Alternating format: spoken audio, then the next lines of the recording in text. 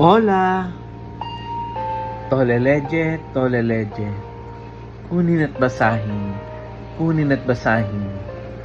Ako po si Kuya Sam Pagaduan, ang inyong kasama sa ating lumalim at mamunga Gospel Reflection. Ngayon ay July 14, 2026. Ang mabuting balita ng Panginoon ayon kay San Mateo, chapter 11, verse 20 to 24. Noong panahong iyon, sinumbatan ni Jesus ang mga bayang ginawa niya ng maraming kababalaghan sapagkat hindi sila nagsisit tumalikod sa kanilang mga kasalanan. Kawawa ka, Chorazin! Kawawa ka, Bethsaida! Sapagkat kung sa Tiro at Sidon ginawa ang mga kababalaghang ginawa sa inyo, malao na sanang nagdamit ng sako at naupo sa abo ang mga taga roon upang ipakilalang sila'y nagsisisi. Ngunit sinasabi ko sa inyo, sa araw ng paghuhukom ay higit na mabigat ang sasapitin ninyo kaysa sa sasapitin ng mga taga-Tiro at taga-Sidon. At ikaw, Capernaum, ibig mong mataas hanggang langit, ibabagsak ka sa Hades, sapagkat kung ang sa Sodoma ginawa ang kababalaghang ginawa rito sa inyo, sana'y nanatili pa ito hanggang ngayon. Ngunit, sinasabi ko sa inyo, sa araw ng paghuhukom ay higit na mabigat ang parusa sa inyo kaysa sa dinanas ng Sodoma. Ang mabuting balita ng Panginoon. Pinupuri ka namin, Panginoong Hesukristo. Happy Tuesday po sa inyong lahat.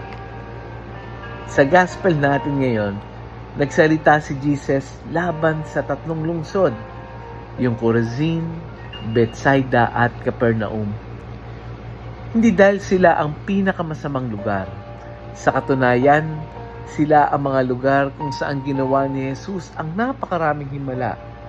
Doon siya nagturo, doon siya nagpapagaling na may sakit, doon nakita ng maraming tao ang kapangyarihan ng Diyos.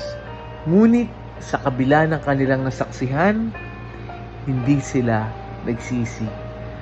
Kaya sinabi ni Jesus, sa araw ng paghuhukom, higit pang magaang ang parusa sa Tiro, Sidon at Sodoma kaysa sa inyo. Hindi dahil mas mabuti ang mga lungsod na iyon, kundi dahil ang mga taong nakatanggap ng mas maraming biyaya ay may mas malaking pananagutan. Let us check. Kung ikaw ang tatanungin ko ngayon, mabuti ba o naging mabuti ba ang Diyos sa iyo? Naging mabuti ba ang Diyos sa iyo? Marahil, marami sa atin ay sasagot ng oo. Dahil kung babalikan natin ang ating buhay, ilang beses na ba tayong iniligtas ng Diyos?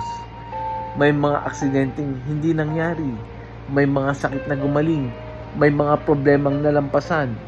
May mga panahong akala natin ay dead end na. Pero narito pa rin tayo. At kung iisipin natin, lahat tayo ay may mga sariling kwento ng himala. Pero gusto kong itanong ang isang mas mahirap na tanong. Ang question ay, binago ba tayo ng mga himalang iyon? Binago ba tayo ng mga blessings na natatanggap natin?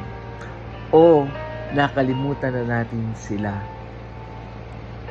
Madalas, ang problema ay hindi dahil hindi tayo nabe-bless. Ang problema ay nasanay na tayo sa mga blessings, nasanay tayo sa biyaya. Naging ordinary na sa atin ang bawat paggising sa umaga. Unti-unti, nakalimutan nating magpasalamat. At kapag nawawalan tayo ng pagkakataon sa pasasalamat, unti-unti tumitigas din yung ating puso. Napakaganda ng paalala ng gospel ngayon. Hindi sapat na maranasan natin ang Diyos. Kailangan din natin hayaang baguhin tayo ng Diyos. Kasi yung tunay na himala ay hindi lang ang gumaling yung katawan. Ang tunay na himala ay nababago ang ating puso. Kaya ngayong araw na ito, let us ask ourselves and let us do some activity para mas mapagnilayan natin ito. Maglaan tayo ng ilang minuto upang Ano nga ba yung tatlong biyayang natanggap ko na ngayong kalahatian ng taon? Try to recall what are these 3 blessings na naalala mo. Kapag naalala mo na yung tatlong blessings that you have, ang susunod na itanong mo sa sarili mo ay, ano yung isang ugaling gustong baguhin ng Diyos sa akin because of these blessings? Let us pray. Lord, maraming salamat sa napakarami mong biyayang ipinapagkaloob sa amin araw-araw. Patawarin mo kami sa mga panahong manhid kami sa iyong kabutihan. Kapag nasanay kami sa iyong mga pagpapala, gisingin mo ang aming puso upang muling magpasalamat. At higit sa lahat, huwag mo lamang kaming bigyan ng himala. Baguhin mo ang aming puso upang bawat biyayang aming natatanggap ay mamunga ng mas malalim na pananampalataya at pagmamahal sa iyo. Amen.